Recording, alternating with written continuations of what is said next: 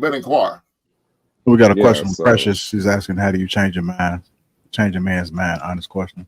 I would say yeah, the I first, can hit on some of that. I'll say, well, first off, you can't attack your audience. That's what you can't do. Kind of what Sweeney was getting at. You can't attack your audience. You're not gonna build any allies that way. You're not gonna get what you want at the end of the day doing that. You have to make sure that we feel as though we are heard and we can actually make an impact with you. But to answer her question, what can you do to change our mind? Honestly, it's not even about changing our mind. It's about selling yourself, because it's all about individual. It's all about individual experience.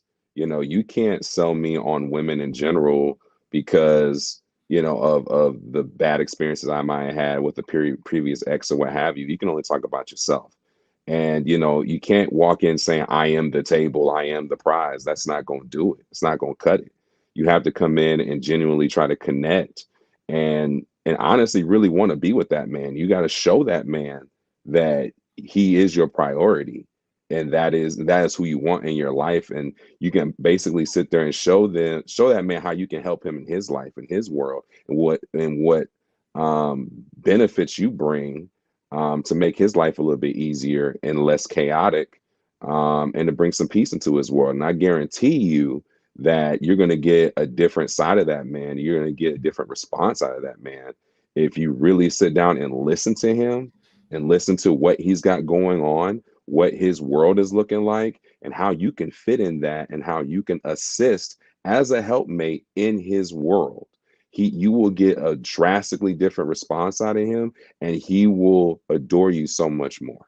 so Precious asked that question, and I don't. And thing is, because we're about to try to answer it on an individual level, and the reality is that I think I'm going to answer it on a macro level. You have to hear what men are saying, and the reality is, ladies, y'all have to be willing to relinquish power. And that's what it ultimately, because you're not selling yourself as the woman, you're selling the institution of marriage. That's what men is. Why should I get married? They're asking everybody, why should I get married? What's the benefits?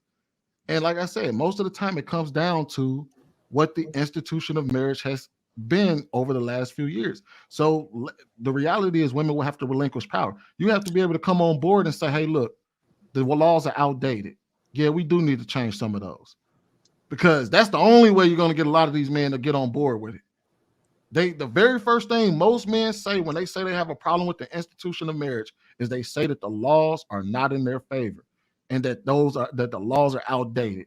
So the very first thing that you have to do is relinquish some form of power. Come to the table and say, okay, I get that you might have a grievance here. Understand that us as women, we may have a grievance here. So where can we meet in the middle to make this institution fair for both of us? So I want to chime in on that. Women are selling themselves. Let's make no mistake about that. When you get married, a woman is the product. She is the value. She absolutely is selling herself. And I don't mean this as being a whoremonger. I mean that is in terms of a product. She has something of value, and she's trying to make a man know that. But you talking about not on OnlyFans though, right, Sir? Yeah, I'm talking about on his OnlyFans. Yeah. So. Okay, cool. So I think there's a key element to this, that a lot of us marry men, and I'm gonna take responsibility. And I got to give a shout out to Shannon. So when I first met Shannon Ross, I saw him, and I listened to his content. And to see what he was about, and he was one of the first, and maybe the only of a few men who really did just sell marriage as being this just great thing to do. Every man needs to do it. It's just a beautiful experience. What he did is he provided perspective as to what marriage entails and what you're going to deal with. Here's what I'm saying. I think a lot of men don't want to get married is because by the time men start giving advice, we give advice from a place of pain. Because now we've been married for a long time, we're either disappointed in our careers, we're disappointed in our lives. Our wife has not turned out to be what we wanted. We're frustrated with the kids. And so by the time we open up and we start giving advice to these young men, we're speaking from a place of frustration and pain. and then we give that perspective with no way out. So what Shan does is he gives you insight to that, but then this is what to expect, and then this is how you get out of it. I think married men have to take some responsibility in this, because we told men to get married, to do the honorable thing, and then we left them to get married, and then once their sexual needs weren't being fulfilled, is go pray about it, bro. Go get your some Vaseline, try not to cheat. And what we did is we didn't have enough men to say, hey, bro, I've been through the same thing and I cheated. And let me tell you why I did this. Now, I'm not recommending you do this, but let me tell you the reason why I made this mistake. And so you can avoid doing this and make better decisions than I did. So we can blame the women, we can blame society, we can blame the institution, but married men are a huge factor in how other men see marriage as well. And I think that we got to take some responsibility in that as well. All right, so when I hear this question about how do you change men's mind, I'm not thinking about us as older guys. I'm thinking about younger guys, because they're the ones whose mind need to be changed. What we have to understand is now the value proposition of marriage has changed. The allure of marriage has changed. There are less people who are religious. And if we're being honest, marriage started, it started from a religious standpoint. And if I'm a 22-year-old, most of them really they're not religious like that, bro. They don't have the same fabric or character that we had 20 years ago.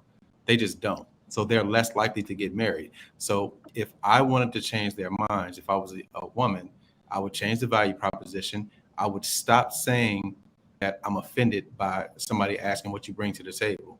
That absolutely fucking matters. He wants to know, he's asking, what's the value proposition? What's in it for me? How is that better than me running through a bunch of chicks? That's what he's asking. You should become an expert on what the person wants, what the people want, that you are interested in marrying. Also, you need to make the guy feel like you're not just the prize, that he's the prize as well. That's very important, because when you come into it with that type of posture, then you have the spirit and the mindset of pleasing him too. It's not just about you. It's about making this man feel like he's the shit every single day. And somebody, pardon my brain, but somebody spoke on it earlier. When you go into it with that perspective, you're not coming home talking shit. You're not coming home complaining. You're not coming home criticizing every single little thing. You're not overlooking the 10 things he did right to find that one thing he did wrong, because your posture is different. Your posture is such that you're here to please him, to make him happy, just as his posture is to do that with you. So you should change your posture, change your mindset. That hopefully will spill into your behavior, and change the value proposition. It was solid, man. Yeah,